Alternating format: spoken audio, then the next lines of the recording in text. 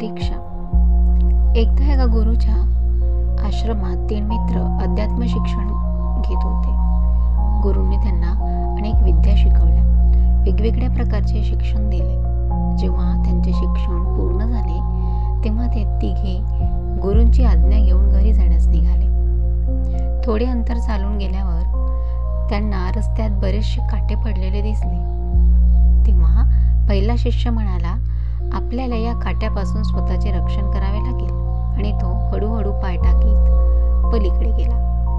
दुसरा शिष्य खेळाडू वृत्तीचा होता. त्याने लांब उड्या टाकत काटे पार केले, परंतु तिसऱ्याने तसे न करता सामान खाली ठेवले व रस्त्यातील काटे उचलून त्याने बाजूला केले व रस्ता साफ केला.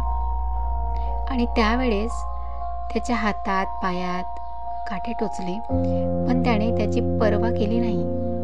तेवढ्यात त्यांचे गुरु तिथे आले आणि पहिल्या 2 शिष्यांना म्हणाले, तुमचे शिक्षण पूर्ण झालेले नाही. तुमची परीक्षा घेण्यासाठी मीच हे काटे रस्त्यात टाकले होते. स्वतः काटे उचलून त्रास सहन करून दुसऱ्यांसाठी मार्ग सुलभ करणे हेच खरे जीवन आहे. तिसऱ्या शिष्याला आशीर्वाद देऊन त्यांनी त्याला घरी जाण्याची अनुमती दिली.